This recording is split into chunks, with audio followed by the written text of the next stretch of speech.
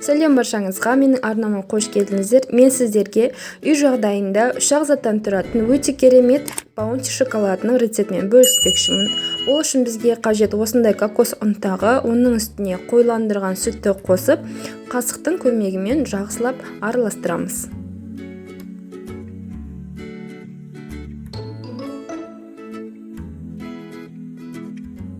Міне менде кішкене сұйықтау болып қалды, және мен үстіне 30 граммдай кокос ұнтағын қосып араластырдым.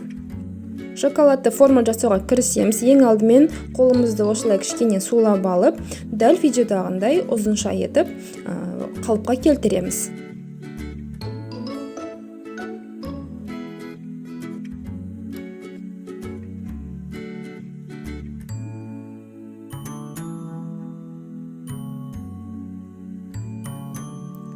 Дайын болған формаларымызды мұздатқышқа 15-20 минутқа қойып аламыз.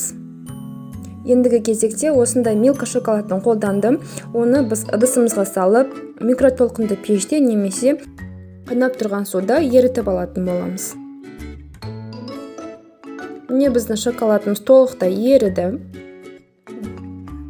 Дайын болған формаларымызды мұздатқыштан алып, дәл осылай видеодағындай толық шоколадқа батырып алатын боламыз. Шоколады көп болған сайын дәмі өте керемет болып шығады.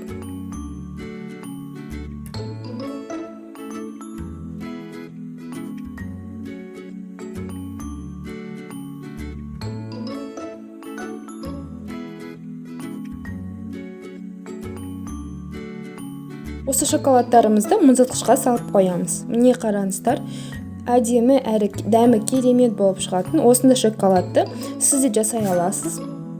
Магазиндегі баунти шоколадынан ешқандай да айырмашылығы жоқ, дәмі одан да керемет болып шығады. Достар, сіздерге рецепт ұнаған болса, арнаға тіркеліп, лайк басып, комментарий жазуды ұмытпаңыздар.